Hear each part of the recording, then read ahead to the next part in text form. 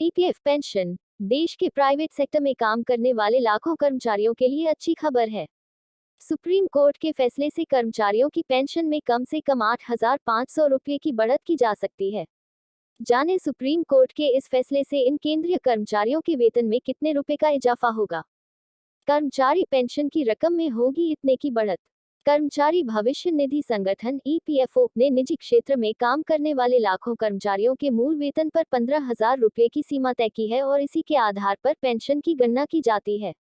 लेकिन supreme court के इस फैसले के बाद यह सीमा हटा दी जाएगी और पेंशन की गणना 15,000 रुपये के बजाय 20,000 रुपये की जाएगी।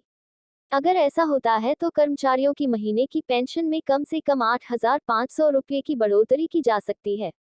ये है नया नियम। ईपीएफओ ने 15,000 रुपये की सीमा तय की है। अगर किसी कर्मचारी की सैलरी 15,000 रुपये से ज्यादा है तो भी सैलरी पर पीएफ की गणना 15,000 रुपये ही की जाएगी। अगर किसी कर्मचारी का मूल वेतन 50,000 रुपये है और वह 50,000 पर ही अपनी पेंशन की गणना करना चाहता है तो वह ऐसा नहीं कर सकता है। इसका कारण यह है कि ईपीएफओ से 15,000 रुपये की सीमा है। वेतन सीमा समाप्त करने पर बढ़ेगी पेंशन। इस मामले को लेकर सुप्रीम कोर्ट में सुनवाई चल रही है। अगर सुप्रीम कोर्ट वेतन सीमा को हटा देता है तो पीएफ की गणना उच्चतम स्तर पर भी की जा सकती है। अगर कर्मचारियों की बेसिक सैलरी 15,000 रुपये से ज्यादा है तो पीएफ का पैसा उच्चतम स्तर पर काटा जाएगा। सुप्रीम कोर्ट के फैसले से कर्मचारियों को कई गुना पेंशन का लाभ होगा। ईपीएफ पेंशन इंक्रीज, जाने ये पूरा मामला।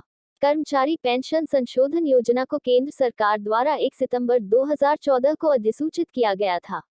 उस समय प्राइवेट सेक्टर के कर्मचारियों ने इसका विरोध किया था। इस पर ईपीएफओ ने सुप्रीम कोर्ट में एसएलपी दाखिल की। उसके बाद सुप्रीम कोर्ट ने सुनवाई करने का फैसला किया। 1 अप्रैल 2019 को ईपीएफओ की एसएलपी पर सुनवाई करते हुए कहा कि जो कर्मचारी अपने वास्तविक वेतन के आधार पर योगदान दे रहे हैं वे संयुक्त विकल्प के रूप में अपनी कंपनी के पास जमा कर रहे हैं। कितनी बढ़ेगी पेंशन? यदि किसी कर्मचारी का वेतन 20,000 रुपये है, पेंशन फॉर्मूले के मुताबिक पेंशन 7,500 की जगह 8,571 रुपये होगी। EPS calculation formula monthly pension pensionable salary x EPS contribution check किया जा सकता है, यानी पेंशन में 300% की सीधी बढ़ोतरी हो सकती है। ईपीएफओ की पेंशन स्कीम एप्स की शुरुआत 1995 में हुई थी। ईपीएफओ के मुताबिक अगर नौकरी करते समय किसी कर्मचारी की मृत्यु हो जाती है, ऐसी दशा में जो उम्मीदवार अपने परिवार का अकेला कमाने वाला है, उनके माता पिता उस पर आश्रित हैं, तो ऐसे मामलों में उन्हें एप्स 95 नियम के तहत आजीवन पेंशन मिलती है। हालांकि इसमें उम्मीदवारों की कम से कम 10 साल की नौकरी पूरी हो चुकी हो। इसके साथ ही अगर कर्मचारी नौकरी के दौरान किसी बीमारी के चलते शारीरिक रूप से अक्षम हो जाता है तो उस दशा में उन कर्मचारियों को भी आजीवन पेंशन का लाभ मिलेगा।